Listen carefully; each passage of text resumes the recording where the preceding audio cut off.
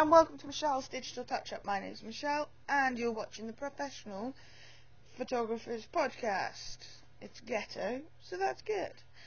Quick apologies, it's been about a month since I did the last one, but work gets in the way, and this is play, so unfortunately we all have to work to make money, unless anybody wants to give me lots of money so I can just do podcasts all day.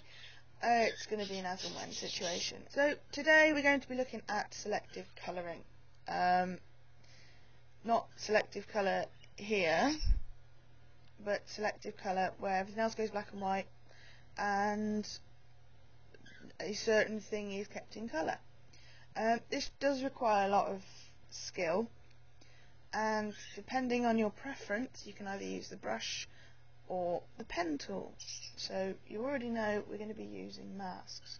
So the first thing we need to do is go to Channel Mixer if you're in CS2 or lower, or I go to black and white because I'm in CS3, and it comes up with this lovely dialog box. If you haven't seen this, you could just desaturate if you want to, it's up to you, any which way is fine. So we're going to do it this way to begin with, so that'll do. I'm just going to click auto and it's going to automatically do something for me. And what you need to do is come into your mask here, use black brush, 100%, quite soft. Do you remember our masking tutorial where we use it for skin, where you control and right bracket until it becomes, I don't know, shift and right bracket. That was naughty, sorry. I'm going to zoom in here. So we've got a hard edged brush and we're going to shift left bracket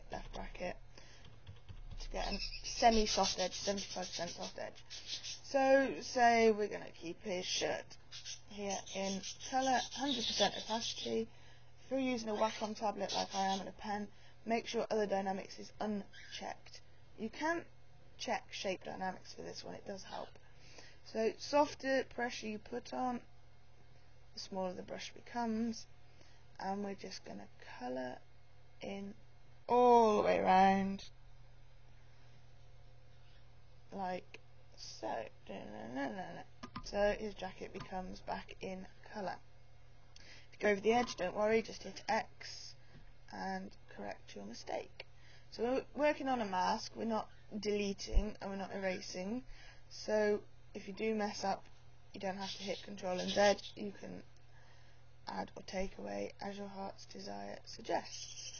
I've coloured his knee in there, so that means I made a bit of a mistake. I didn't want to colour his knee in, so I'm going to click X, and I'm going to come in, and I'm sending that back to grey. Okay, so you do that all over, until you get something like this. This is also called spot colouring. Quick note to the uninformed, spot colouring is considered a bit crap. When digital first came on the scene, because you could do stuff like this, it was considered amazingly cool. Clients may ask for it now and again, but the trend's kind of dying out, so I wouldn't recommend doing spot colouring unless it works well. In a book I've got, there's a really good example of spot colouring where it's in the church. Everything else is grey apart from the stained glass windows, which is in full colour, and it does work. So use this sparingly. It's kind of like the Dave Hill effect, it's salt to taste at the end of the day. So you've got just his jumper in colour. Now you could just have the jeans in colour or whatever you like. Tip and technique, go back to your background layer, use hue saturation, and you can change the colour of things. Bear in mind it changes everything else as well. That's quite nice. Yep, see that? Quite handy.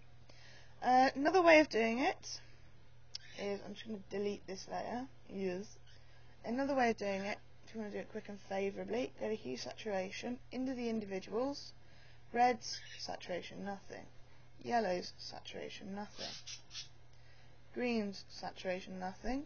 I'm going to keep the blues. Cyan, saturation, where are we on those? Alright, we're going to drop those down a bit. Blues, or magentas, you don't want any magentas in there. Now blues, show you fancy. You can get a very kind of painterly effect with this. So I'm going to increase the saturation of the blues. I'm going to click OK.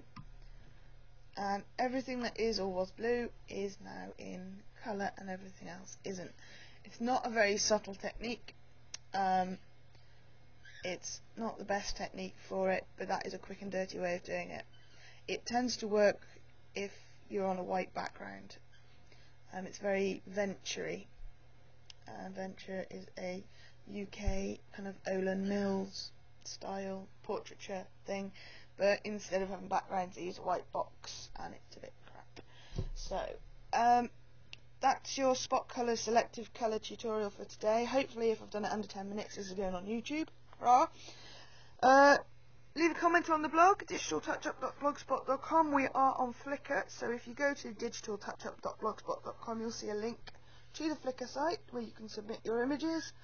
You've got the Flickr's, you've got Flickr's groups and talky things, what are they called, forum. Have a chat, let me know what's going on. I do look at it and I do respond. We've got about 36 members at the moment, so more the merrier. And until next time, take care. Bye bye.